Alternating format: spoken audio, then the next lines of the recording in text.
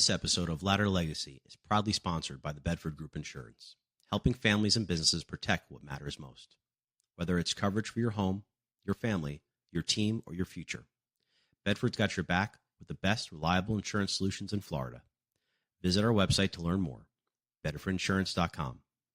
And now on to your episode. Hey everybody, this is Rudy Romero with From Ladder to Legacy.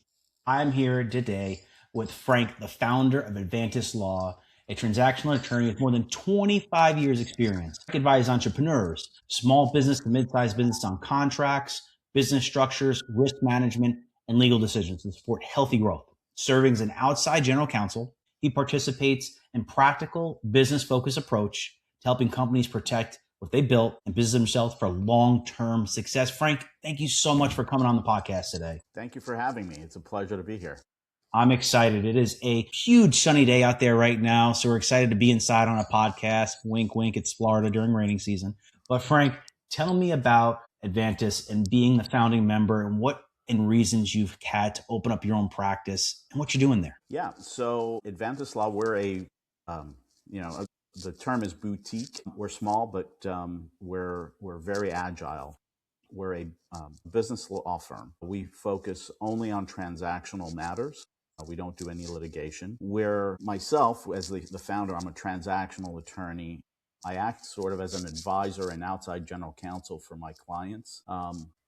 Essentially, I represent entrepreneurs, small, medium-sized businesses. I help them properly structure their businesses, work with them on all types of different matters. I help them negotiate and draft contracts, all types of contracts, from an NDA to asset purchase agreements if they're buying or selling their business. And then, but more specifically, I like to get to know my clients and their business so that I can help them more as an advisor to go in and help them set up practical systems and SOPs so that they can protect their businesses and position themselves to scale. I'm more of a strategic partner for my clients to help them achieve their business goals. Got it. So ultimately everybody, when he talks about outside general counsel, that's the guy you go to with HR conversations, right? That's the guy you go to with SOPs. That's the person you're going to go to make sure your business is correctly not just set up, but running and humming in the right direction, making the right strategic, we'll call it off ramps and on ramps, instead of getting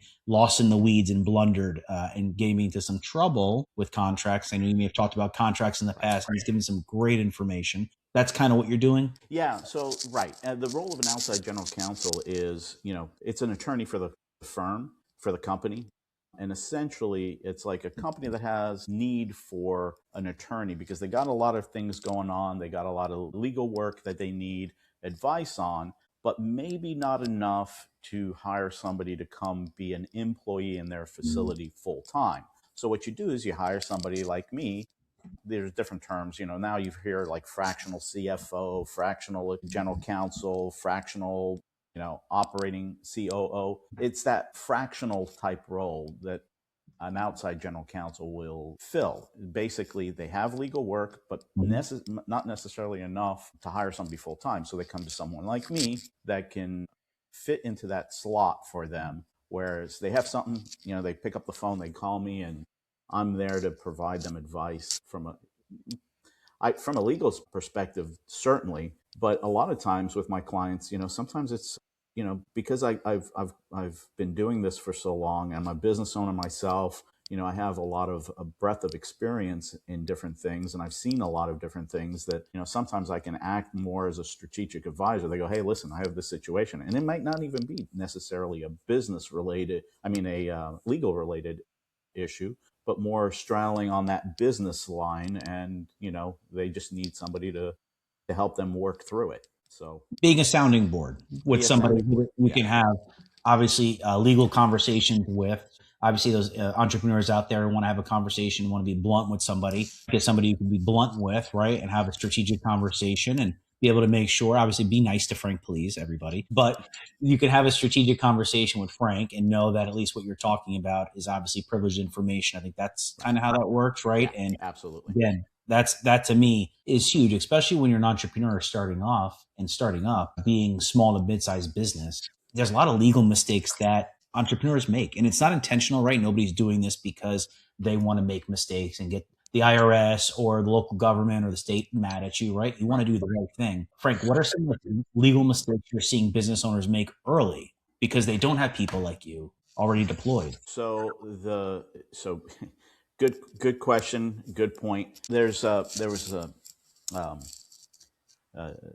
gentleman that said that he went into transactional law, the type of law that I do, because in his research he discovered that about 80 to 85% of deals, of transactions, are done without an attorney. So there's a lot of room for growth in the transactional attorney space. And that's probably true, because most people, you'll see, hey, he's a friend of mine, I've known him for a long time, we work well together, we don't need a contract, we don't need, that's the worst scenario. And so to answer your question specifically, the thing that I see the most and the biggest problem, particularly for young entrepreneurial people, they're like, well, I don't have the financial resources to hire an attorney, and I'll just do it. I'll work it. We'll work it out. We'll do this, and they don't realize maybe they're doing something that's not in compliance with the law. That's the big one, because now you can potentially have some state or federal agency breathing down your neck and saying, why are you doing this? And they're always very fun to work with, by the way, everybody. Absolutely, 100%. Love the government. They're the best. Yep, 100%. They're looking out for your best interest. Well, they are. I'm being facetious. They are. They're looking out for the general public's best interest. Yeah. The other part of it is that, they can potentially take on a risk level that they don't realize. And that can have some major impact for them, both financially and legally, some risk levels that, without realizing it, they've taken on. I think, we were in a meeting one time, and I think I showed you that there's a signature blocks, which people don't realize, the way you sign a contract can potentially affect whether or not you end up having personal liability, so if it's in the name of your company at the top, the title, company ABC with XYZ LLC. Well, those are the names of the company. Those entities are individuals themselves. So then when you go drop down to the signature line, you'll see John Smith, right? And there's nothing about the company. There's no name of the company. There's no title to who you are. But John Smith is the president of ABC Company, right? Inc. So the way that signature block, if he were to just assign it John Smith, he potentially has personal liability for the obligations of ABC Inc. So the way that you fix that is you say ABC Inc. and then John Smith, John Smith, comma, or underneath its president, so that you give the name of the person, the name of the company, the name of the person, and what the capacity and what capacity that person is signing that agreement. So that alleviates the risk of saying, I signed it in my personal capacity as opposed to my corporate capacity. That's a simple little thing, but that one little thing could potentially put a lot of risk on an individual. And most people, especially younger entrepreneurs, may not realize that. So it's little things like that, when or they get a contract and they sign the contract, without really reading or understanding what they're reading, but what if there's an indemnification provision in there that says you're going to indemnify the other person for everything? Yeah. Or PG, a big thing, especially in the worlds I live in, is PGs, right? Personal guarantee. You may be signing something that has a personal guarantee attached to it. And if you don't have counsel, then you're stuck, right? And then what do you do, right? You're in a situation where you just signed on the dotted line for X amount of years or whatever you've agreed to, and you weren't reading through it. And I think maybe that's where, and this is a kind of a question and a statement at the same time. When should a business owner stop relying on templates and verbal agreements and start working with an attorney? Because you've brought up, amazing points. Hey, I have a friend, we're doing business together. Usually ends up, we'll say 60-40. You can pick the direction. And then, hey, I put a template together on a contract because I used something called AI, insert big AI name, and then was hoping that AI was my $600 an hour attorney. But where does that entrepreneur or that business owner say, hey, time out, guys, let's look at this. We probably need somebody to start having conversations with, because we're going to get ourselves in a position that is uncomfortable. Yeah. So when you can move away, and we're we're going to parse that into different segments because I think, you brought up templates, AI, and an attorney. And I think each one of them is sort of their own bucket, and we'll move from there. I think when the transaction, when the situation starts getting a little more complex, a little more complicated, a little more nuanced, I think is when you really need to go to an attorney, because that's when the attorney can draft that nuance into the document so that there's a clear understanding of what the party's obligations, responsibilities, and benefits are. And when it gets to be nuanced, templates really, for the most part, can't do that. Don't do that, unless you edit it. And you got to be really careful when you edit it because, unless you are editing it properly, there are magic words and you may miss those magic words. You're removing the meat and potatoes of the deal. Now you've removed venue, solicitation, right? All these things that can transpire in there that may sound like, hey, why does it say it has to be in Palm Beach County specifically? I just remove it. I don't care. I live in Florida. I'll go anywhere, right? And well, you may live in Florida, but it may end up being in Pensacola where your court date is, but your business is in Palm Beach. That could be really awkward. But to your point, I actually had a client, long-term client, long-time client, and they were using us. They've used us for a long time, and they were thinking of selling their business, big operations, to a competitive firm from Korea. And so we're on a call, we're talking about it. The first that we've heard about this, that they're thinking of selling the business, and we're like, okay, great, we're happy to help you. Yeah, we're going to send them some information, and we're like, okay, but before you do that, we need to get an NDA, a non-disclosure, in place, so that way you can, and they go, oh, we have already signed one.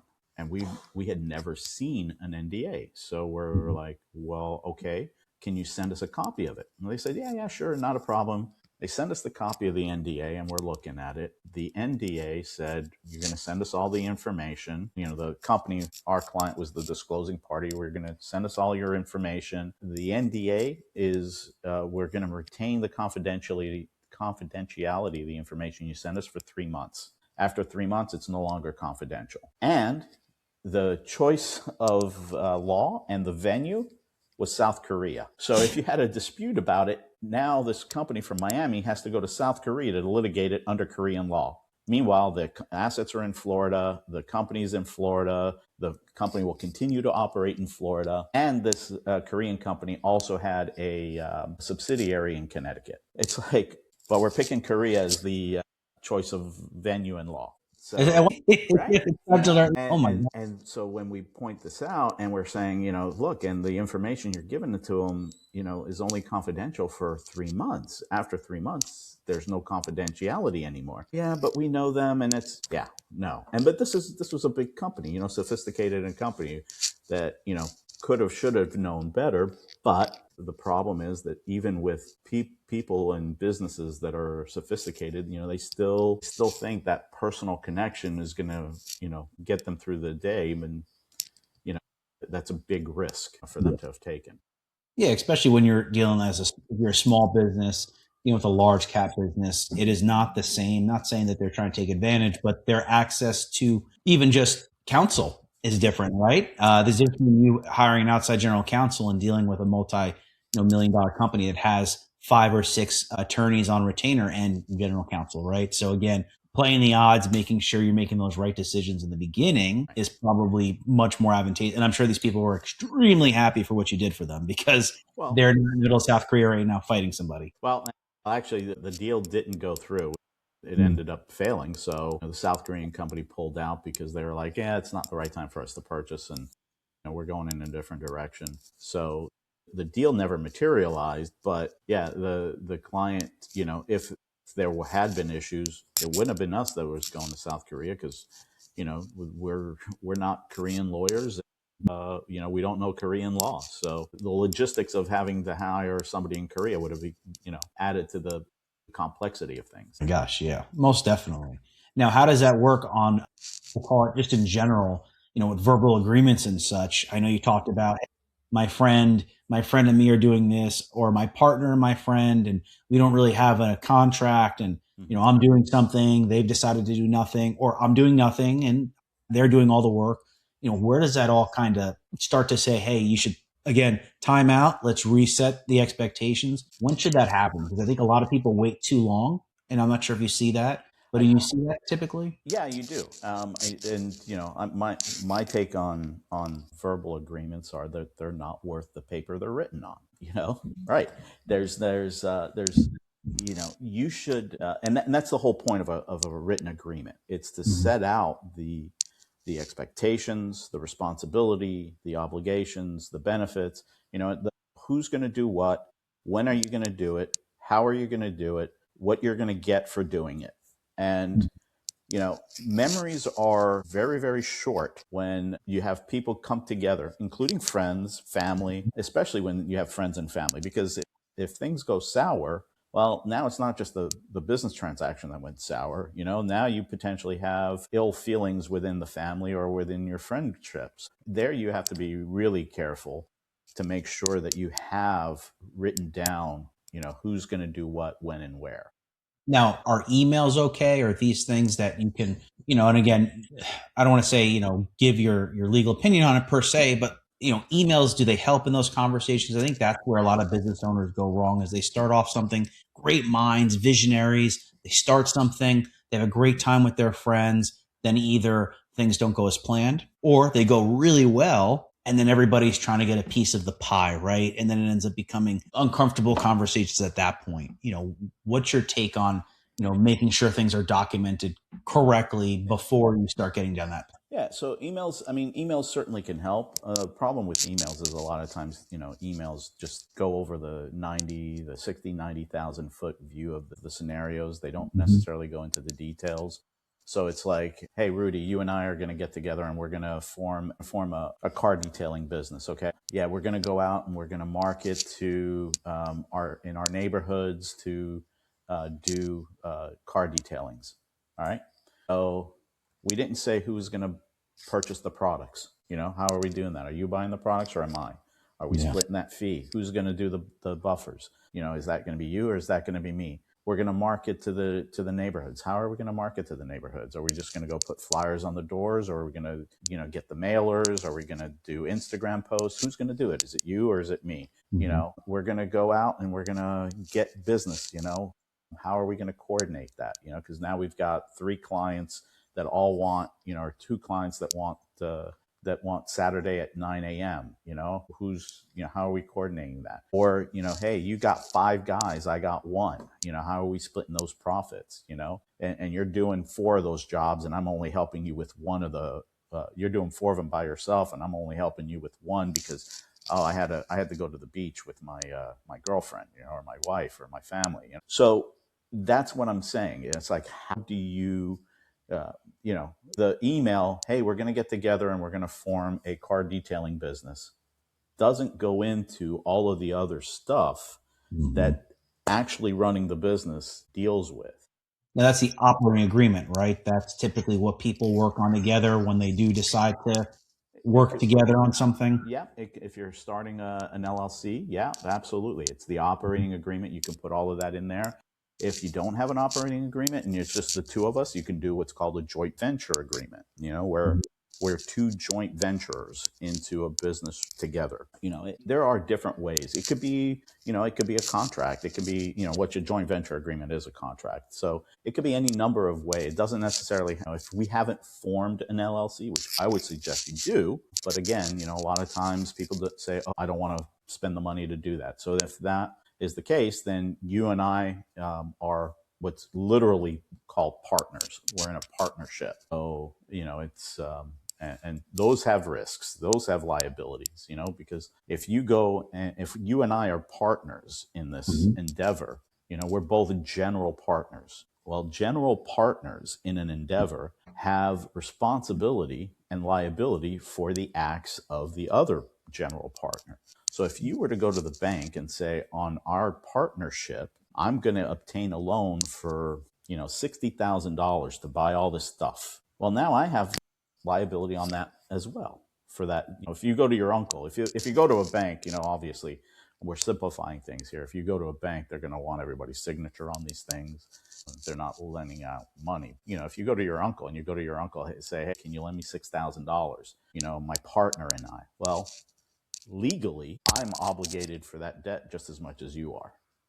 Interesting. You went to your uncle for it. So again, those are the types of things that a lot of times, unfortunately, younger entrepreneurs, people that necessarily haven't had exposure to this, don't realize, don't understand, and that's the function of a good transactional attorney, or an attorney, to be able to give them that advice and help them avoid those pitfalls. So again, and I think that's one thing that these entrepreneurs, those who are listening, need to understand. It's not just when things go wrong, right?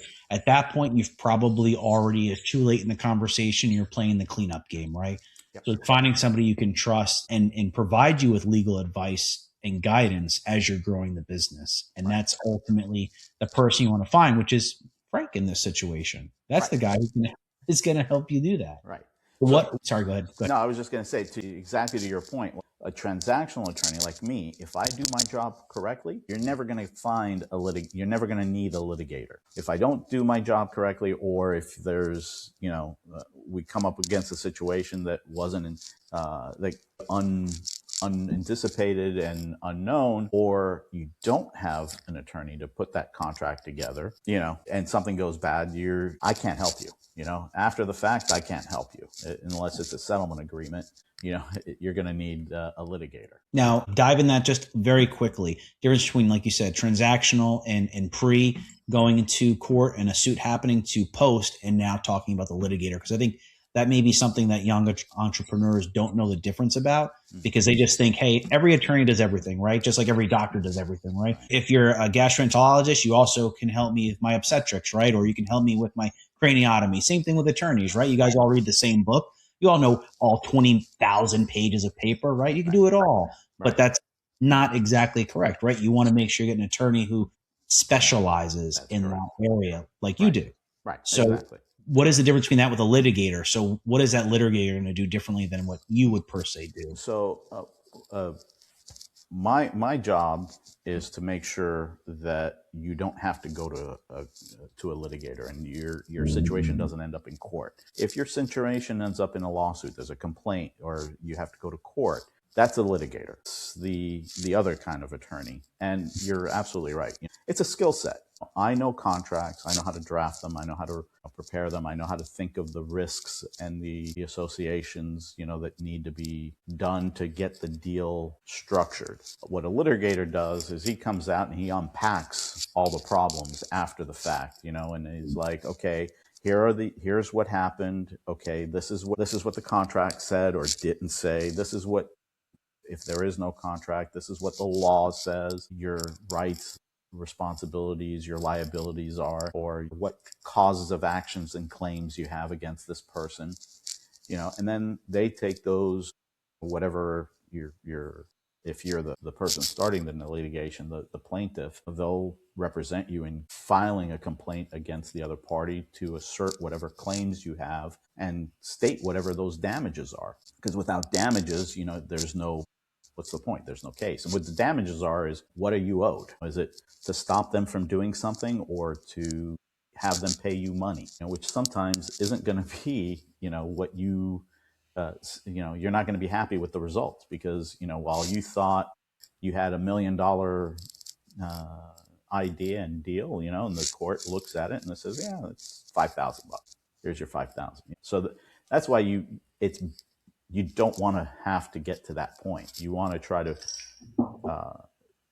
structure everything properly beforehand, so you never have to worry about afterwards, that issue. Yeah, and it's not necessarily that you don't need an attorney in the beginning. I think that's the big misconception here is everyone, and again, I'll speak from the outside attorney world that I live in, and I deal with attorneys, but I think everyone thinks, hey, don't talk to them. They're going to ruin everything. They don't help in any way. I think they may be speaking more of that litigator, possibly. I think that's where I think there's a misconception, versus someone like yourself who's trying to take proactive steps to get them to the point where they'll never be in a courtroom or deal with those concerns. Yeah, well, that's right. And there's also, even in the attorneys like myself, transactional attorneys, there are different attorneys and different approaches. It's like anything, we're all human. So we all have the way that we approach things.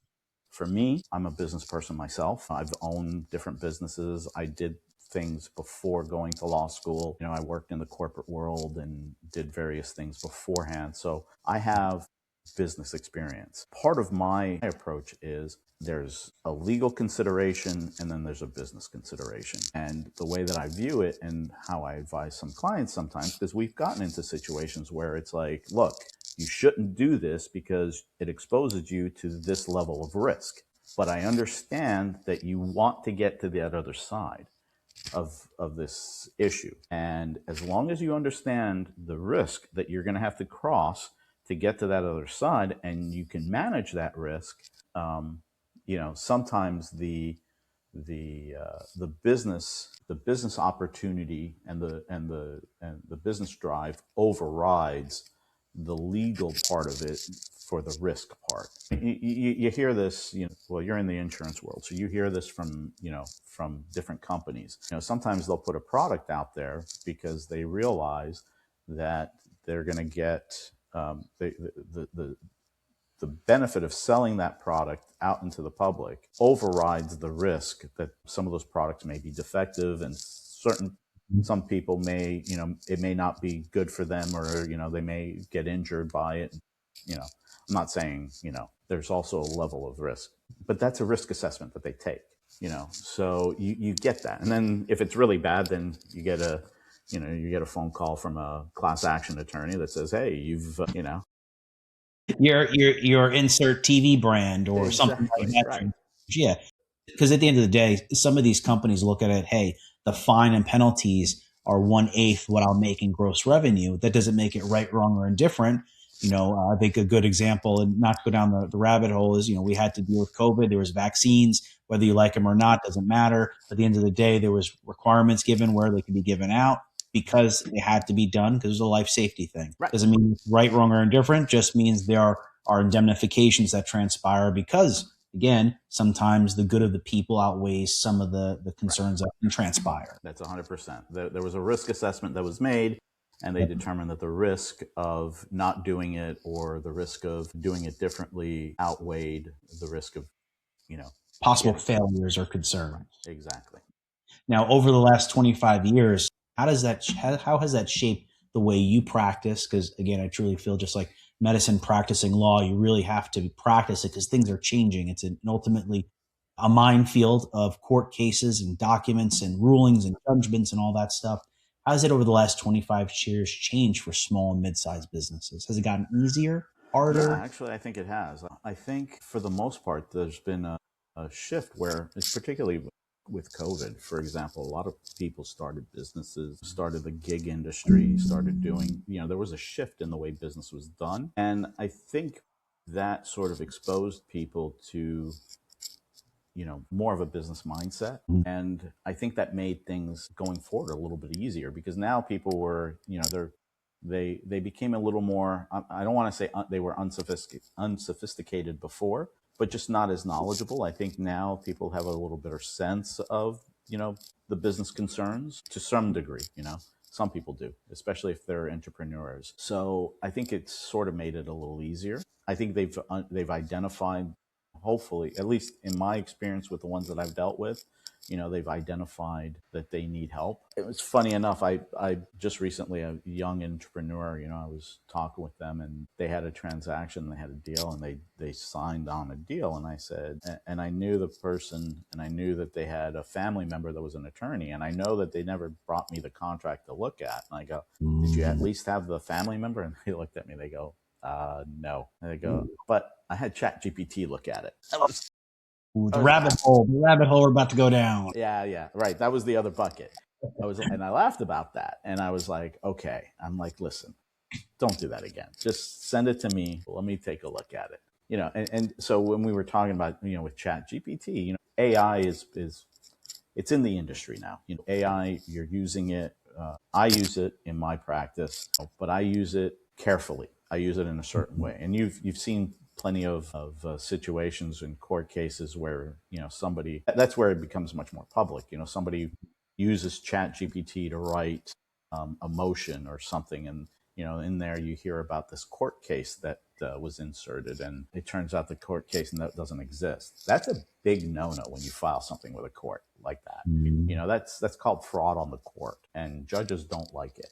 And they'll slap your hand really, really hard to the point where you can be even suspended from the practice of law. Yeah, I mean, it's a big deal. People don't realize that, we do operate under an ethical code, and, and for the most part, attorneys are ethical people. It's just, we're humans, you're going to get a bad apple in whatever you are. Yeah, no matter the business, you're going to have somebody, police, fire department, right, insurance, it doesn't matter. You're always going to have the outliers, and there's no way to catch them all, right? It is what it is. The hope is they're a statistical anomaly. Correct. And they are. In the legal field, they are. The people that I've dealt with, I don't think I've ever really dealt with, I've dealt with some unpleasant people, because they were just difficult to deal with, but I've never dealt with anybody that was truly just an unethical person. If I do, I run into somebody like that. Clients, yeah, I've run into clients that, and people on the other side, that my clients are dealing with more so, that where they're like, you may want to rethink doing business with this person. And I think we all have, right? I think the statement we always like to use is, if you have to think about it and you couldn't tell your grandmother, you probably shouldn't do it, right? And that's the 100%. Easiest thing to say. If you have to think twice and even try and justify, and then think about if you could tell your grandma, the nona, whatever her name, mamita, whoever it is, you probably shouldn't do it. You should probably just stay away from it. It's not worth the headache that it's going to end up coming out. That's exactly right. And it will become a headache. If your gut is telling you, yeah, there's something wrong here, if it's not right, it is wrong.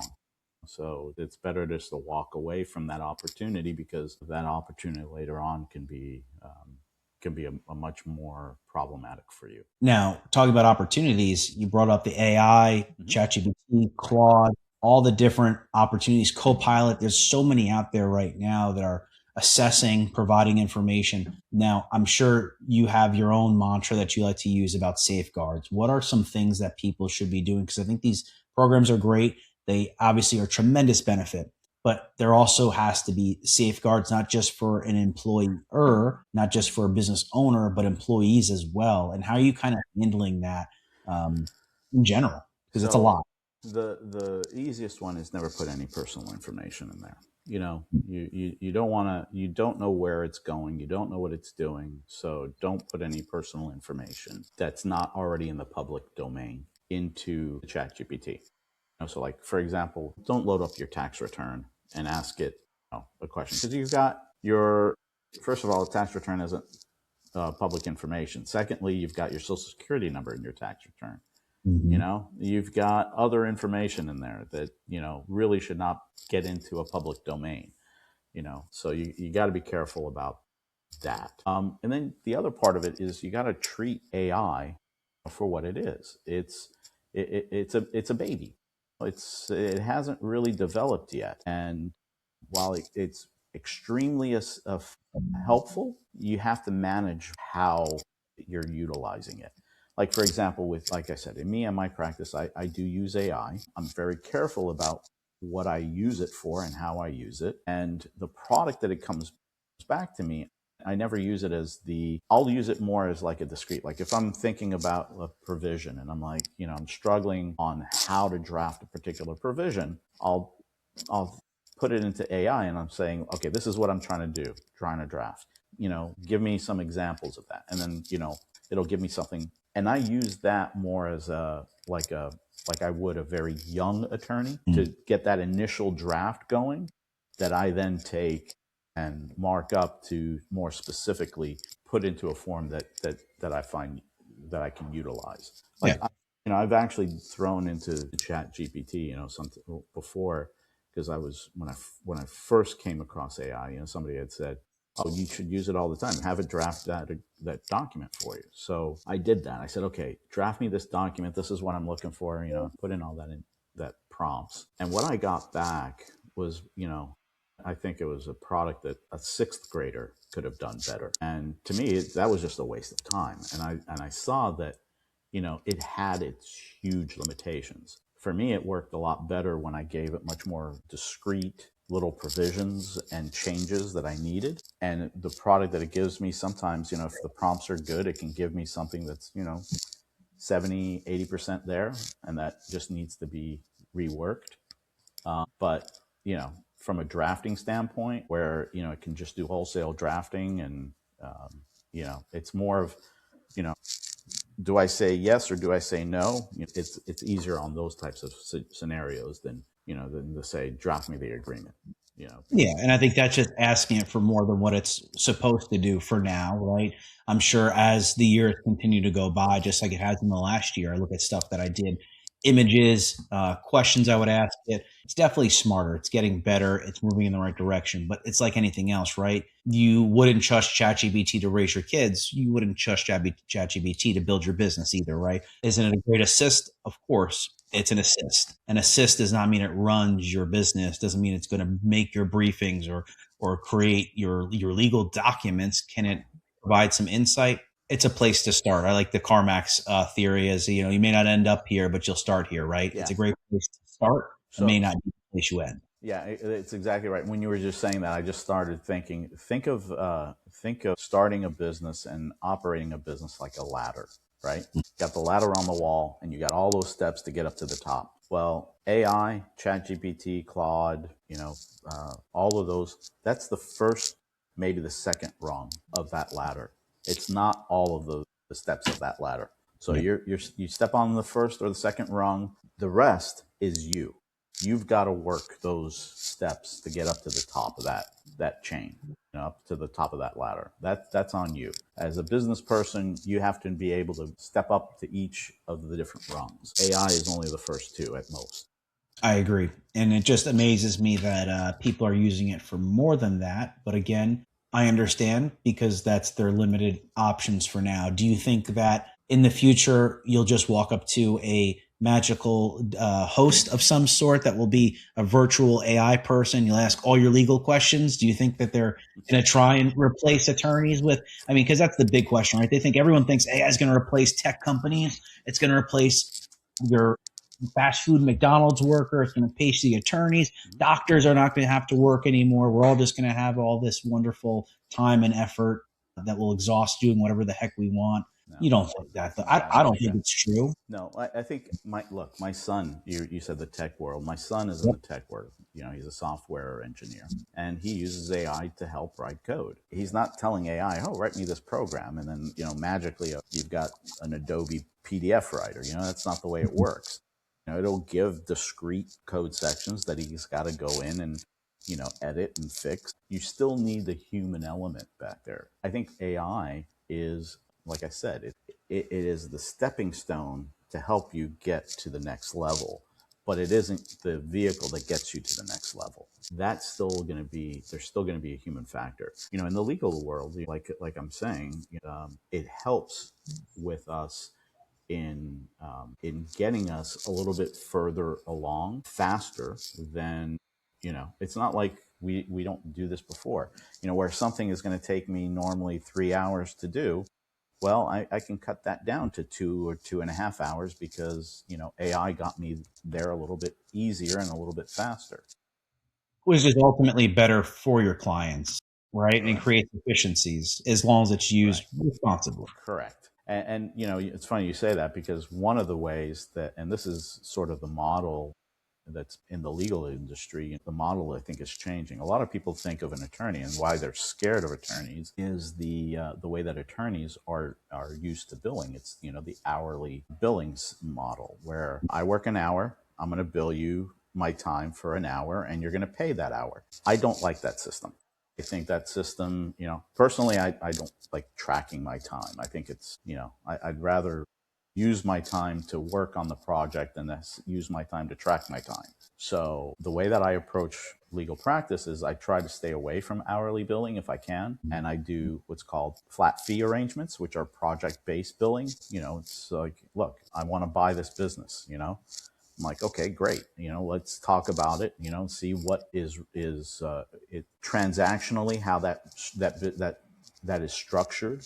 You're buying that business. Okay. Do we need a promissory note? Do we need, are we going to need, well, we're going to need the asset purchase agreement. We're going to need possibly a term sheet. We're going to need are we going to need a promissory note? What kind of assignments are we going to need? What assets? And once I have that understanding, then I know the scope of the transaction and, the types of documents we're going to need. And I can calculate, okay, it's going to take me about X amount of time to do it. And then I can come back and I can say, I can do this whole transaction for you from A to Z for XYZ dollars. If it takes me 1 hour or 100 hours, it's not based on my time invested in it.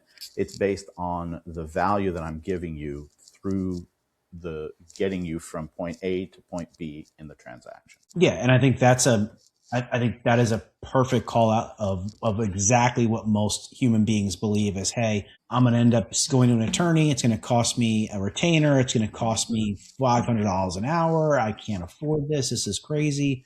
And I've used both models and both are great. It just depends, like you said, the person practicing the law. It always comes down to the person, right? Just like if you're building a home, it comes down to the project manager. They say if you're getting insurance, it comes down to the owner and that group who's administering the insurance policy. At the end of the day, it's finding the right people, then blend in the money. Because at the end of the day, we all have to make money, but relationships and building great opportunities should hopefully outpace that. Correct.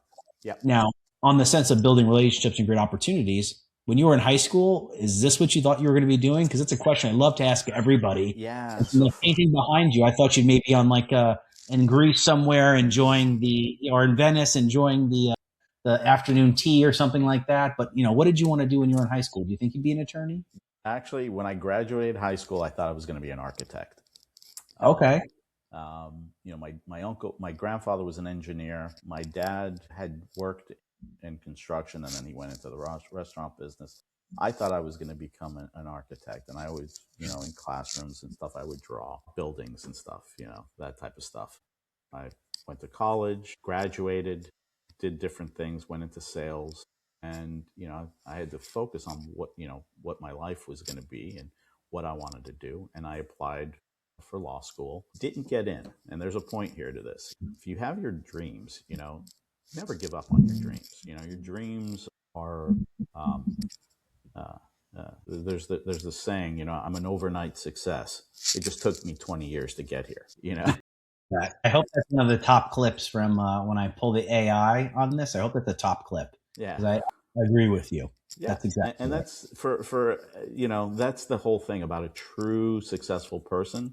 That people think, he's an overnight success. Absolutely, he's an overnight success. It just took him 20 years to become an overnight success, or her. I shouldn't say he. He or her. It took him a long time to become that overnight success. People don't realize all the in the back, all the work. So again, with your dreams, you don't give up on those dreams. So, I didn't get into law school when I first applied, and then I went to work for about 10 years.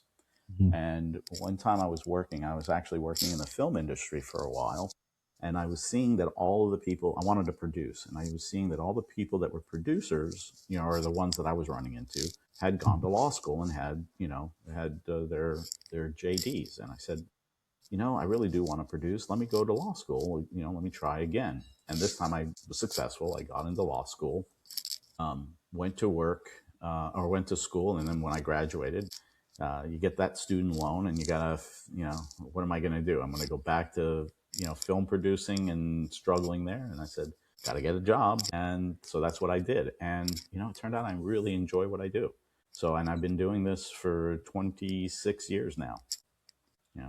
Been doing it a while. Now, so like you said, you didn't think this was what it was going to be, architect, or you said the family business, we'll call it, but did you think, hey, I'm going to open up my own practice as well? Because I think there's a different level. And I've had this conversation with some physicians, who have had some great conversations with, who say, hey, I was in the business world for a little while. I was in the world for a little while. Right. I decided, hey, I want to become a physician. I want to become a JD. Everyone knows Juris Doctor, just so some of them may not know what the term is, attorney. But hey, you know what? I tried something. I didn't exactly love it. I went back to school. I did this thing I was going to love, but they don't teach you to become a business owner in law school. Yeah. And that's something, again, just like medical school, they don't teach you to become you don't get an MBA when you graduate from from medical school. You become an MD or a DO or Right. instant thing, right? So how did you put that two and two together? Because I think that's a big difference.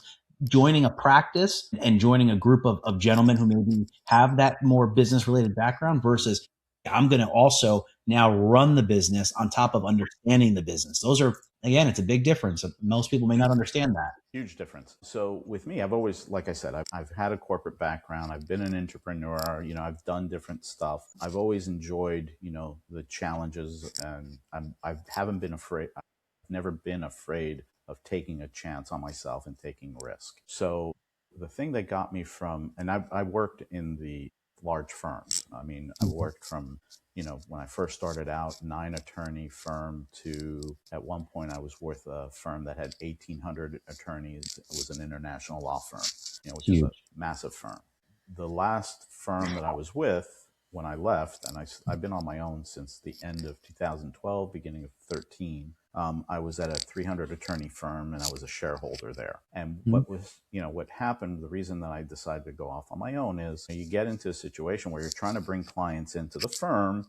Unfortunately, the firm, when you're with a large firms, they have certain financial parameters that, clients can come into, and I'd go out and try to get business. And unfortunately, the clients the people that I was getting to and the type of clients I was getting to just didn't fit into they either didn't fit into the firm's financial models for a client, or, there was a conflict of interest, so I said, you know what, the only way really to alleviate all of that is just to do it, go out on my own and do it be my own firm, be my own boss. So that gave me that flexibility. I started my own firm back in, like I said, end of 2012, beginning of 13 was when I started my firm, and, practiced through till now on my own. I operated very lean. Again, there's two ways to make money in business. You either, when you're selling our product, there are two things to think about. You can either increase your price or lower your expenses. Those are the two ways you make money in business. If you're selling pens, and this pen costs you $1 to make, and you sell it for $5, and you're not making enough money, or you want to make more money for this pen, there are two ways to do it. You either increase this price from $5 to $6 or $7, or you lower the cost of making it from $1 to 50 cents. That's how you make your money. So I always operated very lean. I try to keep my expenses very low, which is another benefit to my clients. I don't have a lot of overhead, so I'm able to be a lot more flexible and agile in the types of matters that I bring in and how I do it. Over the years, I've gotten, a lot better at what I've done, at what I do. So, obviously that plays into the types of clients that I've gotten and I've grown with. Now I've got a core group of clients that have been with me for a long time. One of the things that I've done with them is we've actually gone away from started out as hourly billing, went away from hourly billing, and we are now on a subscription model where I have unlimited legal services for them on a fixed monthly fee. So that's wonderful. It works great for them because they can budget their legal services, and I can, I'm able to budget my firm's revenue. So that's a wonderful thing to do. Those types of clients, I wouldn't have been able to bring into a large firm because that's not the firm economic model. Firms don't take in, especially big, large firms, they don't take in necessarily flat fee arrangements or subscription model arrangements. So by being on my own, that allowed me the flexibility to be able to be more creative in my and more flexible in how I'm able to bring in clients and work the economics of my legal services with them. But you get to enjoy your clients more, right? That's ultimately what is happening is the relationships you're building at a, and they use the word not as large because you're not a small firm, right? Small, it makes it sound not the right word or right terminology. You have a firm where you can put your time and effort into really getting the maximum for the client. And I think that's what most people think go to a big firm. Sure, maybe if you're dealing with something that you have to become litigious on and deal with, the other side of the aisle when it comes to dealing with a litigator, sure, maybe having 37 or 1,800 attorneys at your beck and call sounds great, but 90% of what you can save, and I think that's what I've heard this conversation, the headaches up front is if you find somebody who's a good transactional attorney like yourself who can help you stay out of those courtrooms. The whole point is not to get there. You That's never right. want to get there if you don't have to. Right. So if you're spending the money up front, everyone should understand this. You can spend it today or you're going to spend it tomorrow. Either it'll be wealth, health, it doesn't matter. It's going to come from something. And spend it today because it's left. And quite frankly, it's cheaper to do it right before than to have to fix it later. You know, we had a situation where this was when I was working with one of the firms, and again, it was a client that we had that was a longtime firm client, and he had lent some money to a good friend of his that he's known for 40 years. And he says, "Hey, Frank, you know, I lent this friend of mine, you know, some money. I think it was like 300,000 that he had lent them." And he goes, "I have a secured promissory note." Yeah. Well, he goes, actually, it was 250,000. He goes, we have a secured promissory note. And he goes, and it looks like he may go into bankruptcy. And he goes, "I just want you to take a look at this. Just make sure I'm protected." And I said, "Sure. Yeah. Send me the documents. I'll take a look at it." So he sends me the documents and the note. It's a promissory note. That was basically it. And it said secured promissory note on the top. And I said, okay. So I'm looking through, I'm reading the promissory note. The promissory note has it just said secured on the top. It didn't have any security interest in the note, which it had. And I said, "Is there a financing statement?" He goes, "You know, like and he goes, "No, there's no, this is it." And I go, "You don't have a financing?" I go, "Did you file a UCC to secure your interest?" And he said, "No." And I said, "Well, I hate to tell you, but you have a general unsecured promissory note here. And if he were to file for bankruptcy, you would be just one of the regular general unsecured creditors in the bankruptcy case." And he goes, "Really?" And I go, "Yeah." And then he goes, "Well, and I also co-signed on his mortgage when, you know," I go, "You did?" And he goes, "Yeah. And I also personally guaranteed this other I go, "Can you send me all the documents?" So he did. At the end of the day, he had exposure to about $3 million. Oof. And I said, "Why didn't you just come to us with this?" And he goes, "Well, he was my friend, you know, for 40 years. And I go, "Do you realize that it would have taken us, you know, we could have done all these documents and it would have cost you about $2,500 to do." And I said, "Now you're exposed for $3 million, you know, so to save $2,500, he had an exposure to $3 million. Yeah. The math doesn't math. Just so everybody knows that's not good math. That is not the math you want to see happening. And that's the whole point. I mean, I think if we can summarize kind of for the viewers today, it's do it today. Don't wait. There's no point. It's not going to get any easier. Just have the conversation so that at least you know you've had it with somebody who's a professional, who can work on flat fee basis, who's done hourly billing, who's worked with firms as large as Frank has, you know. Go out there and have the right conversations. You may have maybe had the wrong ones with other attorneys, but again, they're not all created equal and they're all not bad. I promise. I like Frank. We have coffee. He's a good guy. So, you know, I can appreciate it. Well, I have one really important question though, Frank. And I ask this for all my podcast guests who come on. Okay. And I'm sure with your plethora of knowledge, it should be a great answer. I'm setting the bar really high here for everybody. Okay. If you had to ask one question to one person, whether dead or alive, whether they've passed or they're still with us, who would that person be, and what would the question be that you would ask? Wow, that's a big one. I'm a curious guy, so I always have a lot of questions to ask. You know, that's a tough one. Whoever they are, it would be somebody that's successful, and I would ask them, "How did you do it?" Everybody understands. You know, they see the person that's, you know, at the top of the ladder, at the top of the chain. You know, they see their success and you hear the stories, "Oh, they did this and they did that and they did this." But you don't really get the internal part of how did they do it? Because it's different. There's an internal thought process. You know, how did you know, when you were faced with this situation and you did X, Y, Z to get through it, how did you do that? Why did you pick X, Y, Z? Why not A, B, C? I mean, how did you get through it? That's what I'd like to ask, you know, is how somebody got through that point. And I guess for other people, for the listeners, that's probably a good thing to do. You know, find somebody that did it. Find somebody that got to where you want to get, and ask them, how did you do it? Not just the story that everybody sees, but internally, what did you think? What made you decide A versus B, to get you through there? Yeah, I agree. I mean, I would love to ask Elon Musk how he slept on a factory floor for months, right? So was that the pivoting point, right? What was the pivoting point that changed your trajectory?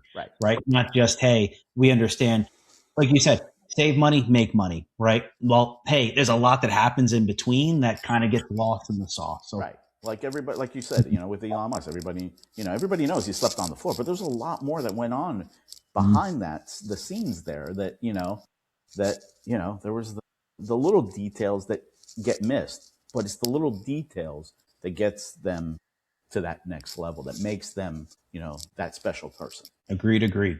Well, Frank, thank you so much for coming on today. Before you go, though, please let our listeners know, where can they find you, whether it be Instagram or website. What do you got for us? They know where to go. So my website is Advantus Law. That's ADVANTUS law.com. My Instagram, I also have Advantus Law as an Instagram, and my personal Instagram is my name, Frank, F-R-A, on Instagram, so they can find me there. And then my LinkedIn as well, Franck Chantayan. Those are my social media, and and my website. Easiest way to find me. Awesome. Well, Frank, thank you so much for coming on today. We appreciate it. I'm sure the listeners will appreciate it. And hopefully, if they have some questions, they'll be finally reaching out to you and getting some real advice, not just going on the internet and hoping and pressing buttons that they prompt the right thing. Absolutely. Yeah. Stop prompting everybody. Go to Frank. Come to me. I'm happy to help. Awesome. Thanks, Frank. You have a great rest of your day. Thank you. You too.